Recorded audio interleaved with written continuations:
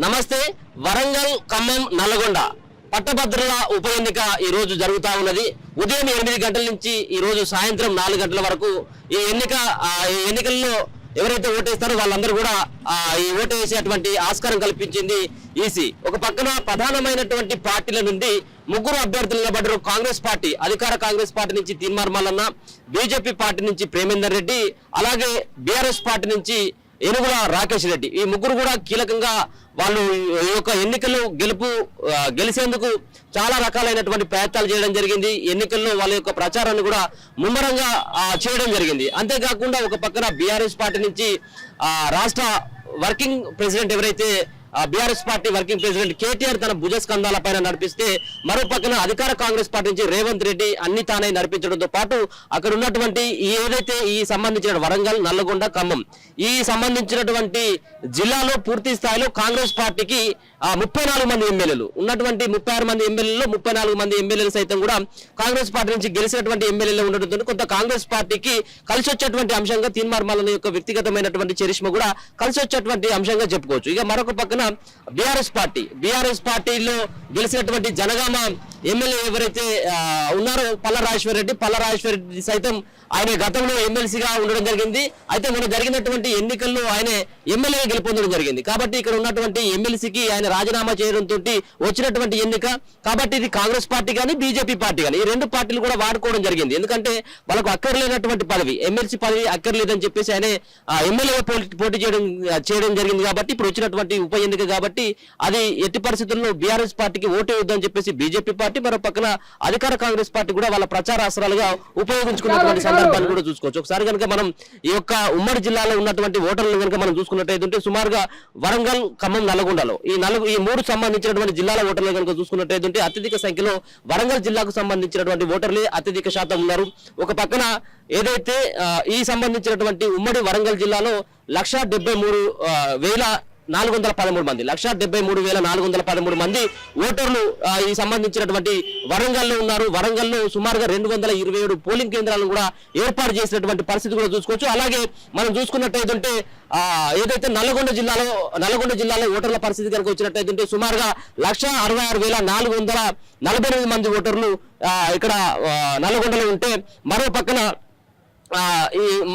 ఏదైతే ఖమ్మం జిల్లాకు వచ్చినట్టయితే ఖమ్మం జిల్లాలో సుమారుగా 123,986 మంది ఓటర్లు ఇక్కడ ఉన్నారు. అంటే ఈ 3 సంబంధించినటువంటి జిల్లాలను కంపేర్ చేసుకున్నది వరంగల్ జిల్లాలోనే అత్యధిక సంఖ్యలో ఓటర్లు ఉన్నటువంటి పరిస్థితి. ఈ యొక్క పట్టభద్రుల ఉప ఎన్నికల్లో సుమారుగా 52 మంది అభ్యర్థులు ఈ యొక్క ఎన్నికల్లో పోటీ చేసేటువంటి అభ్యర్థులుగా చెప్పుకోవచ్చు.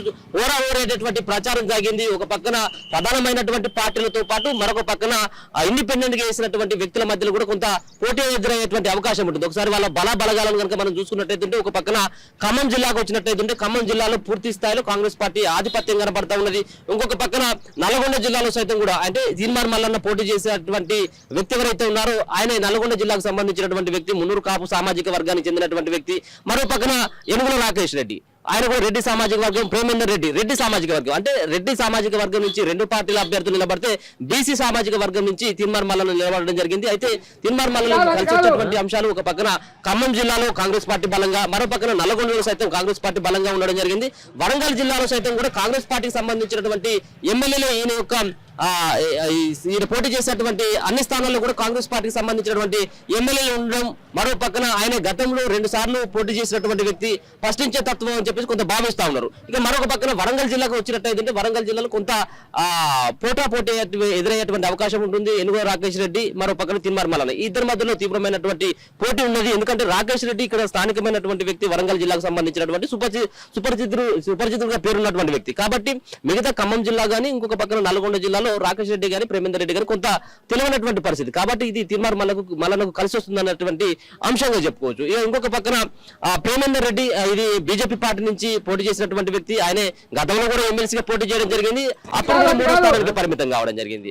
మరో పక్కన ఇప్పుడు కూడా బీజేపీ పార్టీకి అంత ఎడ్జ్ కనబడేటువంటి పరిస్థితి లేదు. అంటే మొన్న జరిగినటువంటి ఎంపీ ఎలక్షన్స్ కి ఇప్పుడు జరిగేటువంటి ఎమ్మెల్సీ ఎలక్షన్ కి చాలా తేడా ఉన్నది. కాబట్టి ఆ స్కోప్ అనేది లేదు. కేవలం రెండు పార్టీల మధ్యలోనే అభ్యర్థుల మధ్యనే తీవ్రమైనటువంటి పోటీ ఉంటుంది. ఒక పక్కన రాకేష్ రెడ్డితో పాటు అక్కడ తిరుమల మల్లన్నకి, ఒక పక్కన ఉద్యోగ సంఘాలన్నీ కూడా, అంటే ప్రభుత్వంలో ఉన్నటువంటి ఏదైతే తెలంగాణ రాష్ట్రంలో కాంగ్రెస్ పార్టీ అధికారంలో ఉండడం, కాంగ్రెస్ పార్టీకి అక్కడ ఉన్నటువంటి ఉద్యోగ సంఘాలన్నీ కూడా కొంత అనుసంధానమై ఉంటాయి. కాబట్టి ఆ ఉద్యోగస్తులంతా కూడా కాంగ్రెస్ పార్టీ వైపే ఉంటారని చెప్పేసి బలంగా నమ్ముతుంది కాంగ్రెస్ పార్టీ. అంతేకాకుండా ప్రైవేటు సంబంధించినటువంటి టీచర్సే కావచ్చు, వీళ్ళందరూ కూడా కొంత కాంగ్రెస్ పార్టీకే మొగ్గు చూపినటువంటి పరిస్థితి చూసుకోవచ్చు. కేవలం నిరుద్యోగుల నుంచి కొంత అసంతృప్తి ఉన్నప్పుడు కూడా ఖచ్చితంగా కూడా కొంత స్కోప్ అయితే కాంగ్రెస్ పార్టీకి ఉండేటువంటి అవకాశం కనబడతా ఉంది. ఒకసారి చూసుకున్నట్టయితే ఈ పోలింగ్ సంబంధించినటువంటి దాంట్లో కూడా, అంటే ఇది జనరల్ ఎలక్షన్ కాదు కాబట్టి, జనరల్ ఎలక్షన్ కాదు, ఇది కేవలం ఉన్నటువంటి ఎమ్మెల్సీ ఎలక్షన్, అంటే పట్టభద్రులు మాత్రమే ఓట్లు వేసేటువంటి పరిస్థితి ఉంటుంది. అంటే దాదాపుగా ఒక్కొక్క గ్రామానికి 50 నుంచి 60 మంది ఓటర్లే ఉంటారు. కాబట్టి అంత రద్దీగా కనపడకపోవచ్చు. మరి ఇంకొక పక్కన పట్టభద్రులు అంతా సైతం కూడా ఈసారి ఈ ఓట్లకు దూరంగా ఉన్నటువంటి పరిస్థితి, ఎవరు వస్తారులే అన్నటువంటి పట్టణ ప్రాంతంలో ఉన్నటువంటి వాళ్ళంతా కూడా గ్రామానికి వచ్చి ఓటేయాలంటే కొంత ఇబ్బంది పడతా ఉన్నారు. ఒక పక్కన ఎండల నేపథ్యంలో కావచ్చు, మరొక పక్కన రవాణా నేపథ్యంలో కావచ్చు, అంటే ఎవరు ట్రావెలింగ్ చేసి ఎండలు పోతారు అన్నటువంటి దానిపైన కూడా కొంత ఓటింగ్ శాతం అయితే కొంత తక్కువ నమోదయ్యేటువంటి అవకాశం కనబడేటువంటి పరిస్థితి. మరి ఇది ఓటింగ్ శాతం తక్కువగా నమోదైతే మరి ఏ పార్టీకి నష్టం అనేది కూడా మనం ఫలితాల తర్వాత చూడాల్సినటువంటి పరిస్థితి. 4వ తారీఖున ఎంపీ ఎలక్షన్ లో ఫలితాలు రిలీజ్ అయితే మరి 5వ తేదీన ఈ యొక్క ఎమ్మెల్సీ యొక్క ఈ ఉప ఎన్నిక ఈ రోజు జరిగేటువంటి ఈ ఫలితాలు 5వ తారీఖున ఈ ఫలితాలు వెల్లడయ్యేటువంటి అవకాశం అయితే కనపడతా ఉంది. చూద్దాం మరి ఈ ఎమ్మెల్సీ ఎలక్షన్స్ లో ఏ పార్టీ సంబంధించినటువంటి అభ్యర్థి గెలుస్తారు, ఏ పార్టీకి కొంత ఎడ్జ్ ఉండేటువంటి అవకాశం ఉంటుందనేది మనకు పూర్తి స్థాయిలో 5వ తారీఖు మాత్రమే తెలిసేటువంటి అవకాశం కనపడతా ఉన్నది.